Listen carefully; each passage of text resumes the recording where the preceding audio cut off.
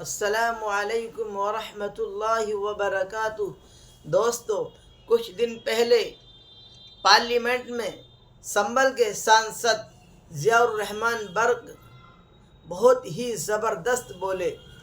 जो संभल के अंदर शाही जामा मस्जिद के साथ जो विवाद चल रहा है, उस विवाद के अंदर जो मुसलमान शहीद किए गए, उसके मुतालिक संभल के सांसद ज़ियाउर रहमान बर्क ने बहुत ही ज़बरदस्त पार्लियामेंट में दिया बयान। आप इस बयान को मुकम्मल सुनिए। मेरे अल्फाज बंटवारे के नहीं बल्कि इत्तेहाद के हैं। मेरे अल्फाज मायूसी के नहीं बल्कि एक उम्मीद के हैं। एक मुस्लिम रहनुमा की हैसियत से मुझे इस दस्तावेज पर बेपनाह फख्र है, जो कि दस्तावेज जो संविधान हमें इजाजत देता है।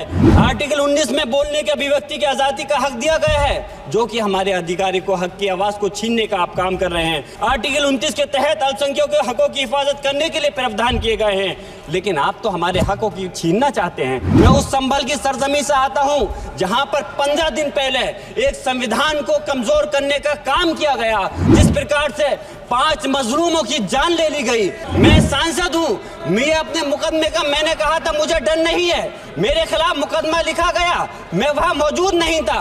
और ये मुकदमा जो हमारे चाहे विपक्ष के सांसद हो या सत्ता पक्ष के सांसद हो, आप याद रखिए जनता की आवाज हो, जनता के बीच में जाकर के आपके जवाबदेही बनती है। और मैंने अपनी जनता की आवाज को उठाने का काम किया, तो क्या गलत किया था? आज एक इमाम को सिर्फ इसलिए गिरफ्तार कर लिया गया संभल के अंदर कि सिर्फ उन्होंने अजान लाउड स्पीकर से दे दी थी। अफसोस है कि आज हमारे साथ ऐसी ज्यादती हो रही है। आर्टिकल 30 के अंदर अपने तालीमी इदारों को कायम करने और उनके चलाने का हक है, लेकिन हमारे साथ ज्यादती हो रही है। ये संविधान को अगर आप कमजोर करेंगे तो याद रखना, ये देश कमजोर होगा, हमारा मुल्क कमजोर होगा। जो संविधान के प्रति वफादार नहीं हो सकते, वो हमारे मुल्क के प्रति वफादार नहीं हो सकते। मॉब लिंचिंग सिर्फ धर्म के नाम पर, अगर कोई मुस्लिम है, ओबीसी है या पिछड़ा समाज का, एससी समाज का है, तो नाम पूछ कर करके उसकी हत्या कर दी जाती है।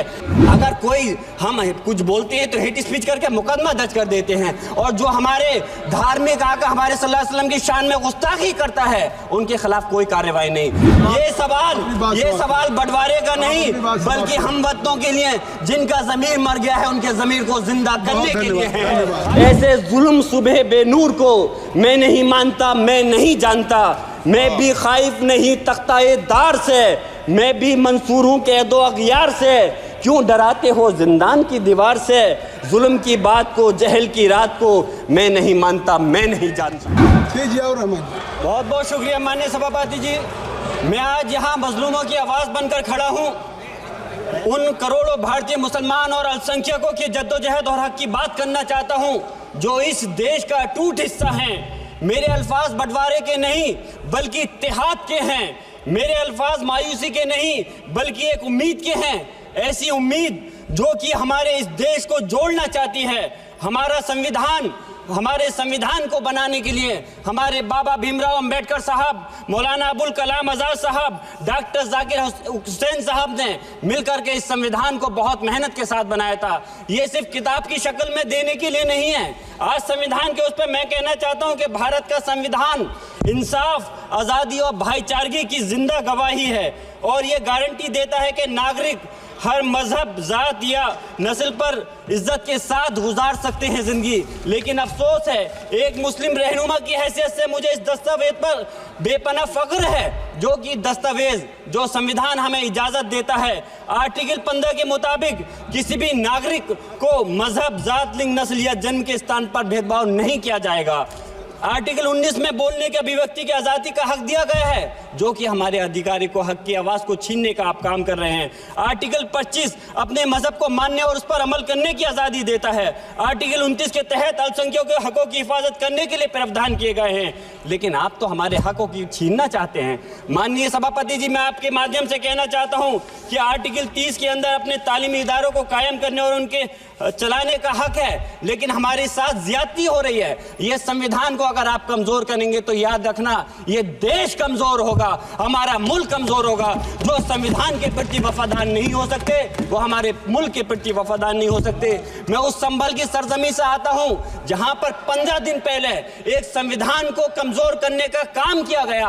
वहां पे जिस प्रकार से 5 मजलूमों की जान ले ली गई, जिस तरह से 30 से ज्यादा लोगों को गोली मारकर घायल कर दिया गया और 27 से 50 से ज्यादा लोगों के खिलाफ मुकदमा दर्ज किया गया। मैं पूछना चाहता हूं माननीय सभापति जी, मैं सांसद हूं, मैं अपने मुकदमे का मैंने कहा था मुझे डर नहीं है, मेरे खिलाफ मुकदमा लिखा गया, मैं वहां मौजूद नहीं था और ये मुकदमा जो हमारे चाहे विपक्ष के सांसद हो या सत्ता पक्ष के सांसद हो, आप याद रखिए जनता की आवाज हो, जनता के बीच में जाकर के आपके जवाबदेही बनती है। और मैंने अपनी जनता की आवाज को उठाने का काम किया तो क्या गलत किया था माननीय सभापति जी? सिर्फ इस बुनियाद पे मुकदमा लीजिए गया। आज मैं आपको बताना पॉइंट पे बोल रहा हूँ, संविधान पर ही बोल रहा हूँ माननीय सभापति जी। आज मैं चाहता हूँ उन लोगों को इंसाफ मिलना चाहिए जो इसके जिन्होंने ज्यादती की है उनको सजा मिलनी चाहिए। और आज एक इमाम को सिर्फ इसलिए गिरफ्तार कर लिया गया संभल के अंदर कि सिर्फ उन्होंने अजान लाउड स्पीकर से दे दी थी। अफसोस है कि आज हमारे साथ ऐसी ज्यादती हो रही है। माननीय अध्यक्ष जी, हमारा संविधान किसानों को मजबूती की बात करता है जो इस देश की रीढ़ की हड्डी है। 130 किसान जो 10 दिन से ज्यादा समय से जेल में बंद हैं, आप किसानों को हक नहीं दे पा रहे तो किसको हक देने का काम करोगे? मैं अफसोस करता हूं आज पूरे प्रदेश और मुल्क के अंदर जिस तरह से हमारे लोगों की हिफाजत नहीं की जा रही। एक मॉब लिंचिंग सिर्फ धर्म के नाम पर, अगर कोई मुस्लिम है, ओबीसी है या पिछड़ा समाज का, एससी समाज का है तो नाम पूछ करके उसकी हत्या कर दी जाती है। बुलडोजर चलाए जा रहे हैं।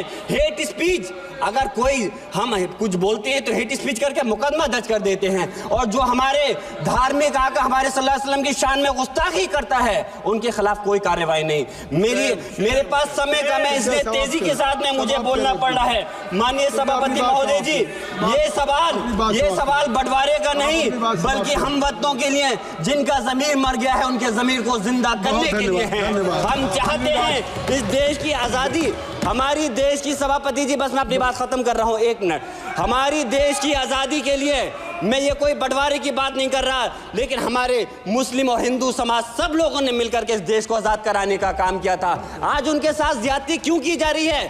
हम लोग अपने इस मुल्क के अंदर मजबूरी से नहीं रुके बल्कि हम जो है अपनी मर्जी से रुके थे। हमारी मुल्क को आजाद कराने में हजारों लाखों मुसलमानों ने शहीद हुए थे।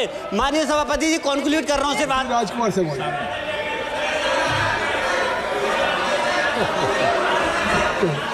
तो आप कंक्लूड करें ना, आप कंक्लूड कर लें।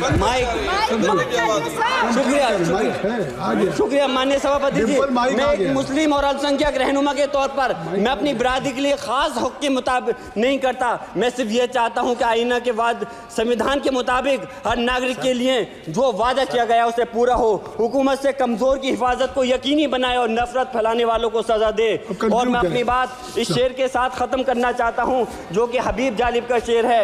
ऐसे जुल्म सुबह बेनूर को मैं नहीं मानता, मैं नहीं जानता, मैं भी खाइफ नहीं तख्ताए दार से, मैं भी मंसूर हूं कैदो अगयार से, क्यों डराते हो जिंदान की दीवार से, जुल्म की बात को, जहल की रात को मैं नहीं मानता, मैं नहीं जानता।